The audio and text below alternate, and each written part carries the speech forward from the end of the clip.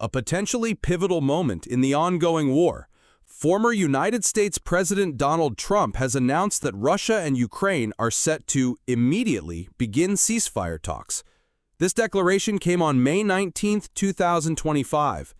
It followed what Trump described as an extensive phone call lasting over 2 hours with Russian President Vladimir Putin. Posting on Truth Social, Trump stated that negotiations aim not just for a ceasefire, but for an end to the war.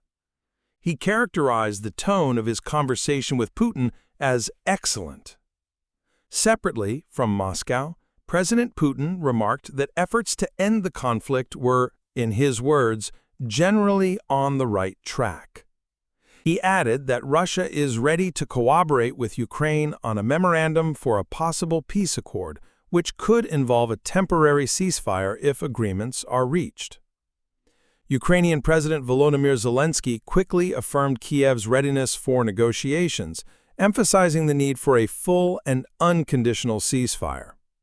He suggested neutral locations like Turkey, Switzerland, or the Vatican as potential venues for these crucial discussions. Trump also indicated he had briefed key European leaders on these developments.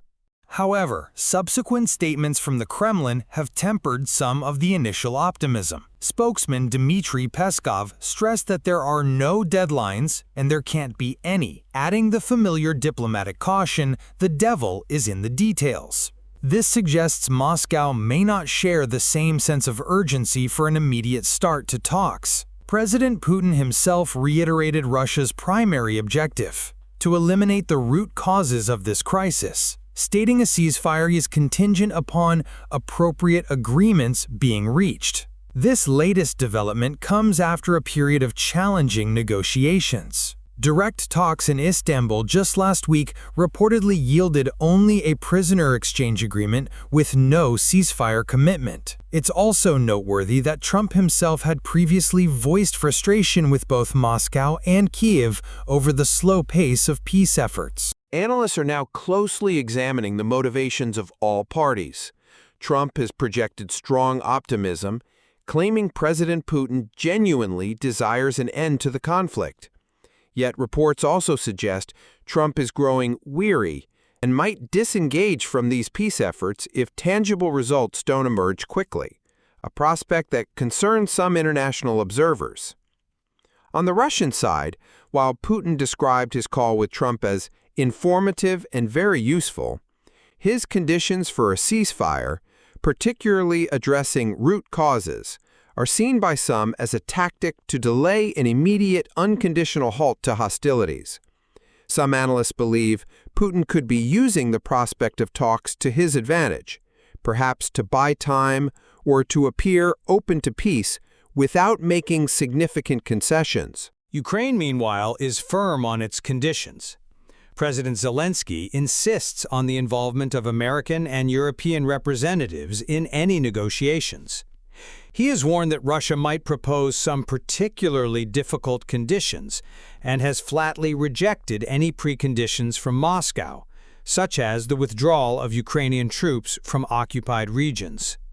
European leaders have reportedly been urging President Putin to accept a 30-day unconditional ceasefire. Underlying these discussions are concerns among some European allies that Trump might push Ukraine towards an unfavorable peace deal or scale back support for Kyiv. While some European officials reportedly expressed surprise that former President Trump did not publicly call for immediate new sanctions on Moscow after his discussion with President Putin, German Chancellor Friedrich Merz later stated that European leaders had, in a separate development, decided to increase sanctions pressure on Russia. The path forward is undeniably complex.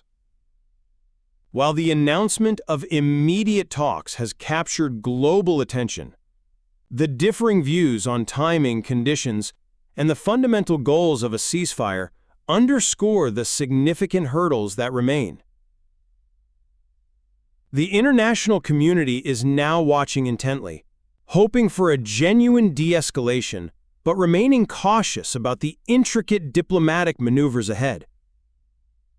The core divergence appears to be Russia's conditional approach to a ceasefire versus Ukraine's demand for an immediate and unconditional end to the fighting.